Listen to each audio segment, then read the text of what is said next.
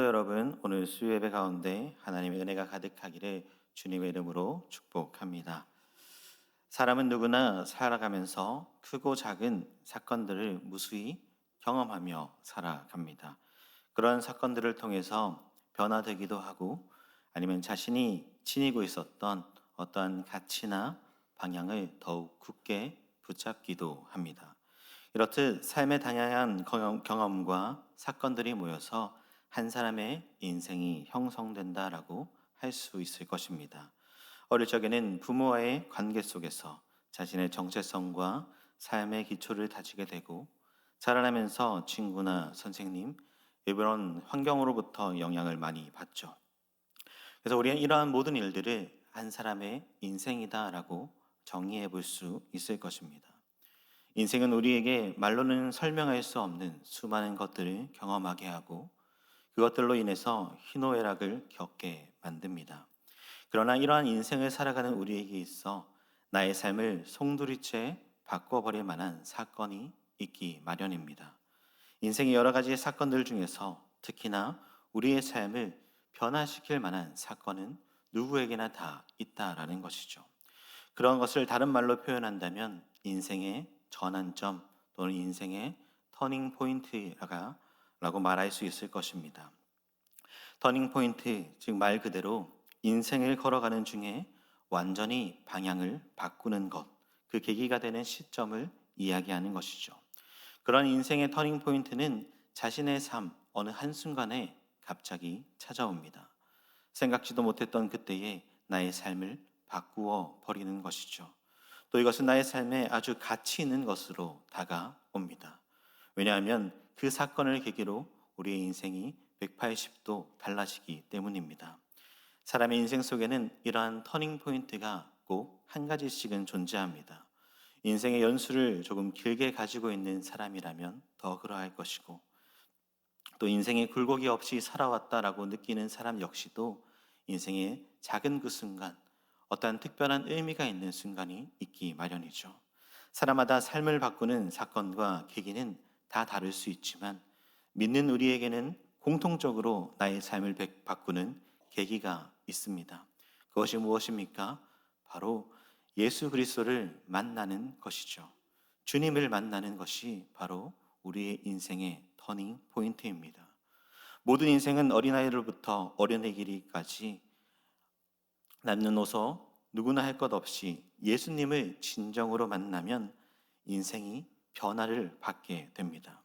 나의 모습이 죽을 수밖에 없었던 죄인이었음을 깨닫게 되고 예수 그리스도를 이 땅에 보내주신 그 하나님의 사랑과 은혜를 다시금 알게 되어지고 스스로가 얼마나 처절한 죄인임을 보게 되면서 하나님께서 베풀어 주신 그 사랑을 경험하게 되는 것이죠. 그런 은혜를 경험한 우리에게는 다시는 예전의 삶으로 돌아갈 수 없는 자가 된다라는 것입니다. 그렇게 사람의 인생은 예수님을 만난 전과 만난 후로 나누어 볼 수 있을 것입니다. 이것이 믿는 자의 터닝 포인트인 것이죠. 그런 것과 같이 오늘 본문에서 등장하고 있는 이 바울 역시도 그러한 터닝 포인트를 경험한 사람이었습니다. 주님을 만남으로 바울은 완전히 변화되었습니다. 우리가 함께 바울의 모습을 살펴봄으로써 나도 주님을 만났을 때의 그 변화를 다시 한 번 더 상기시키고 오늘도 주를 위해 살아가는 저와 여러분들이 되기를 주님의 이름으로 축복합니다. 오늘 본문의 말씀은 갈라디아서 1장의 말씀입니다. 앞선 본문인 우리가 지난 수요일에 살펴보았던 1절부터 10절까지의 말씀을 통해서 갈라디아 교회 성도들이 참된 복음을 버리고 거짓 복음을 따라갔던 그 잘못을 책망하는 바울의 모습을 보여주었습니다. 그렇게 복음을 버리고 다른 것을 쫓아가는 자들에게 바울은 다른 복음은 없다라고 강하게 설명했습니다. 그들이 붙잡아야 할 것은 눈에 보이는 다른 것이 아니라 바울이 전한 복음이었음을 다시 상기시켜 주었습니다. 그리고 오늘 본문인 11절부터 24절의 말씀에서 바울은 자신이 사도가 된 이 내력에 대해서 설명하고 있습니다. 바울이 그렇게 자신이 사도됨을, 그리스도의 복음을 전하는 자가 됨을 증거하는 것은 바울이 갈라디아 교회에게 복음을 전한 뒤에 다른 이들이 와서 그 복음을 흔들어 놓았기 때문입니다. 그들은 바울과 반대로 예수 그리스도를 믿음으로 그들의 새 삶이 시작된 것이 아니라 믿었지만 온전하지 못하다라는 이유로 율법을 지켜야 한다라고 강조했습니다.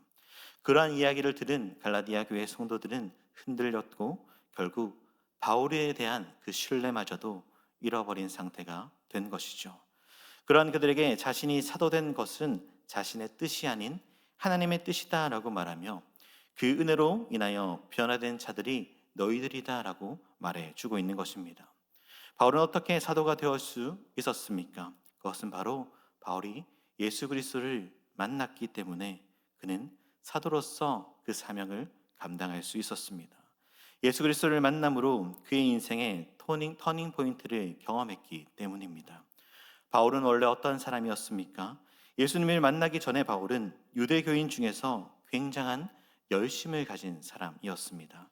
그는 로마의 시민으로 태어났으며 8회 만에 할례를 받았으며 이스라엘 족속이고 베냐민 지파고 또한 히브리인 중에 히브리인이고 율법으로는 바리새인이다라고 자신을 소개했습니다. 바울은 유대교를 열심히 따랐던 사람이었습니다. 율법을 지키기 위해서 목숨까지도 아끼지 않았던 그가 바로 바울이었던 것이죠. 또한 바울은 그가 사도행전에서 자신을 이렇게 소개하고 있습니다. 우리 사도행전 22장 3절부터 5절의 말씀을 함께 읽어보겠습니다. 시작. 나는 유대인으로 갈리기아 다소에서 났고 이 성에서 자라 가말리엘의 문화에서 우리 조상들의 율법의 엄한 교훈을 받았고 오늘 너희 모든 사람처럼 하나님께 대하여 열심히 있는 자라. 내가 이 돌을 박해하여 사람을 죽이기까지 하고 남녀를 결박하여 옥에 넘겼노니 이에 대제사장과 모든 장로들이 내 증인이라. 또 내가 그들에게서 다메섹 형제들에게 가는 공문을 받아 가지고 거기 있는 자들도 결박하여 예루살렘으로 끌어가 형벌받게 하려고 가더니라고 말합니다. 이처럼 바울은 유대인 중에서 열심을 가지고 그 뜻을 펼치고 있던 사람이었습니다.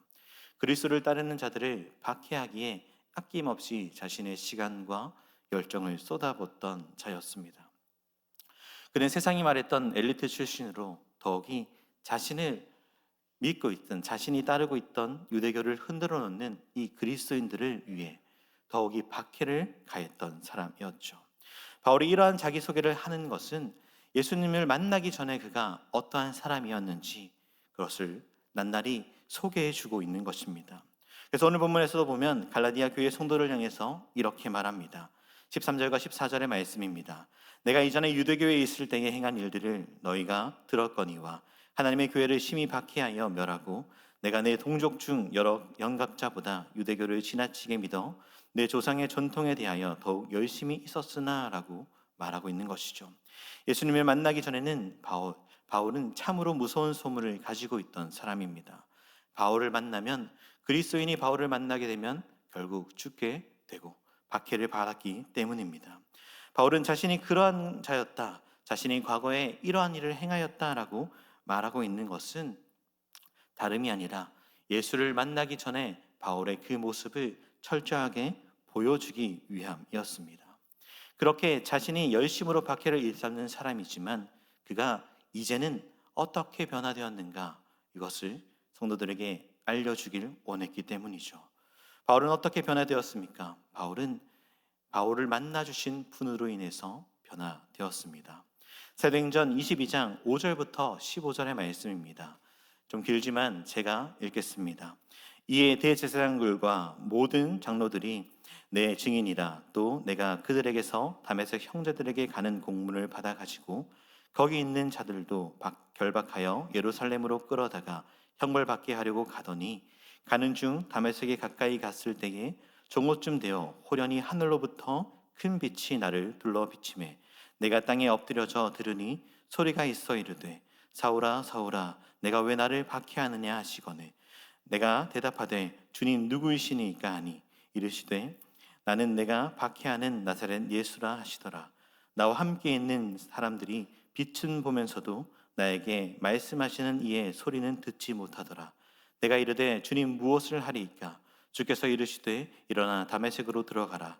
내가 해야 할 모든 것을 거기서 누가 이르리라 하시거늘 나는 그의 빛의 광채로 말미암아 볼 수 없게 되었으므로 나와 함께 있는 사람들의 손에 끌려 다메섹에 들어갔노라.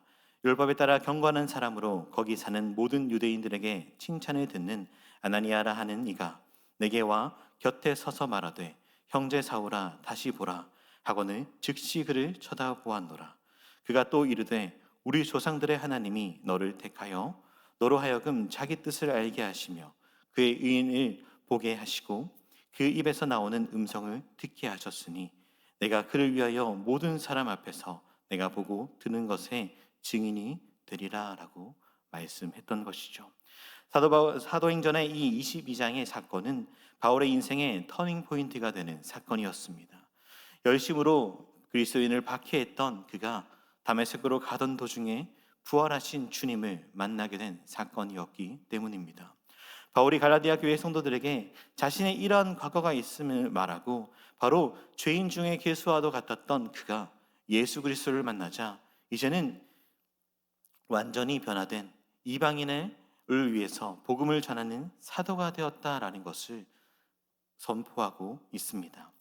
자신과 같은 사람이 예수를 만나면 반드시 변화가 되었다라는 것을 알게 하려고 갈라디아 교인들에게 자신의 이 사도가 된 내력을 펼쳐 보여주고 있던 것이죠. 또한 바울은 자신이 사도가 된 것과 복음을 전하는 자로 부름받은 것은 자신의 생각이나 자신의 욕심이 아니라 오직 하나님의 은혜로 말미암은 일이었다라는 것을 이야기합니다. 오늘 본문인 갈라디아서 1장 11절과 12절의 말씀을 우리 함께 보시겠습니다. 시작.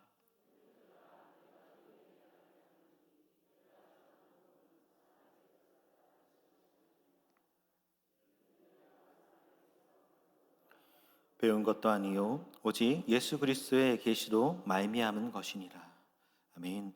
또한 바울은 고린도전서 15장 10절에 이렇게 자신을 드러내고 있죠. 그러나 내가 나된 것은 하나님의 은혜로 된 것이니 내게 주신 그 은혜가 헛되지 아니하여 내가 모든 사도보다 더 많이 수고하였으나 내가 한 것이 아니요 오직 나와 함께 하신 하나님의 은혜로다라고 말입니다. 바울은 지금 자신이 전하는 복음과 자신이 사도가 된 그것은 모두가 하나님의 일하심이었다라고 성도들 앞에 선포하고 있는 것입니다. 하나님께서 바울을 택하시고 이방인의 사도로 세우셨습니다. 그를 그렇게 만드시기 위해서 바울을 만나 주신 것이죠.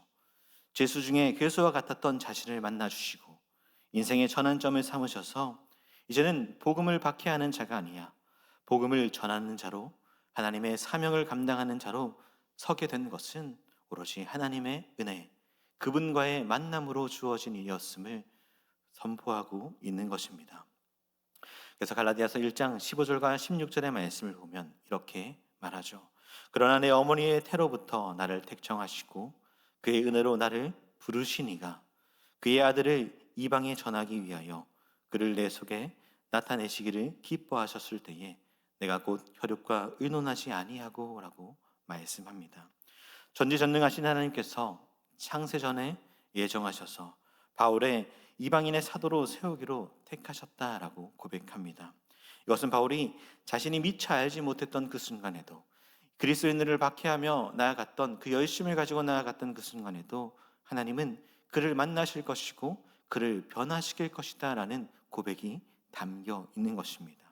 또한 바울은 혈육과 의논하지 아니하고 라고 말한 것처럼 그가 다메섹 도상에 가는 도중에 부활의 주님을 만난 이후에 변화되었고 이방인의 사도로 부름받은 일에 있어서 어떠한 인간적인 개입도 의존도 없었다라는 것을 고백하고 있습니다. 이 모든 것은 하나님의 은혜, 하나님의 일하심으로 말미암은 것이다 라고 선포하는 것이죠. 그러므로 그가 갈라디아 교회에 편지를 쓸 때 처음에 이렇게 고백하고 있습니다. 갈라디아서 1장 1절의 말씀을 보실까요? 사람들에게서 난 것도 아니요 사람으로 말미암은 것도 아니요 오직 예수 그리스도와 그를 죽은 자 가운데서 살리신 하나님 아버지로 말미암아 사도된 바울은이라고 시작하고 있음을 우리는 눈여겨 보아야 합니다. 갈라디아서의 첫머리글로부터 그가 사도가 된 것은 오직 하나님의 계획하심이었고 그가 나를 만나 주셨기 때문에 가능한 일이었다라고 분명하게 말하고 있는 것이죠. 갈라디아서 1장 17절의 말씀도 우리 함께 읽어볼까요? 시작. 또 나보다 먼저 사도된 자들을 만나려고.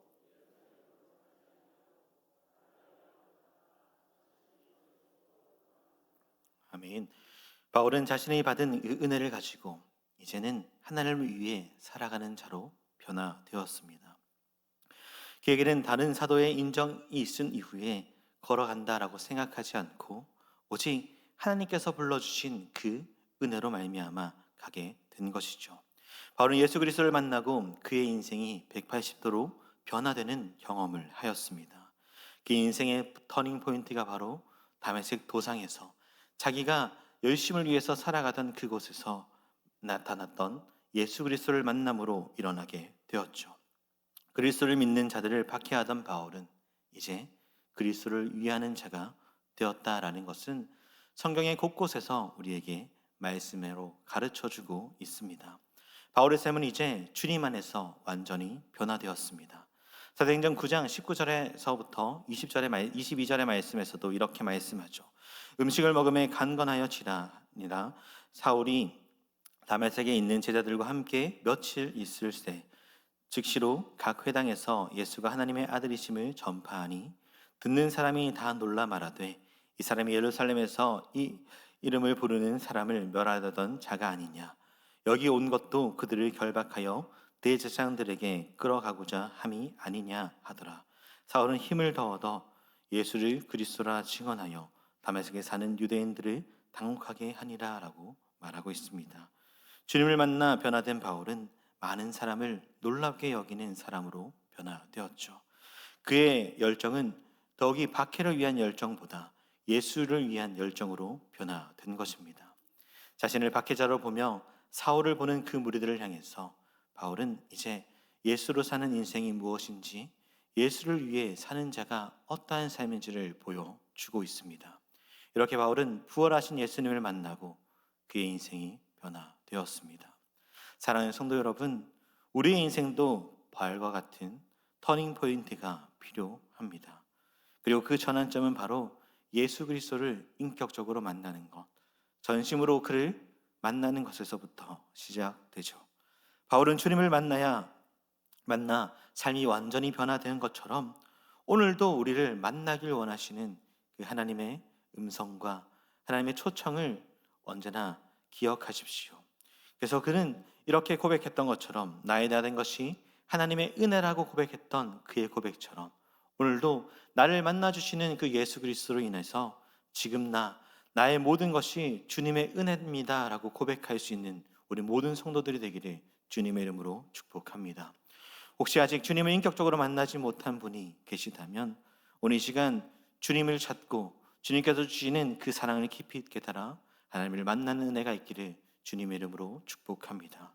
또한 이전에 주님을 만났지만 지금은 그 감격이 희미해져 가는 우리 성도님들이 있다면 다시 오늘의 말씀을 우리의 마음 깊이 새기고 주님께로 돌아오는 그 은혜를 누려 날마다 주님을 만나고 주님과 동행하며 한 걸음 한 걸음 걸어가시는 저와 여러분들이 되어 하나님의 영광을 위해 살아가는 우리 모든 성도들이 되기를 주님의 이름으로 축복합니다.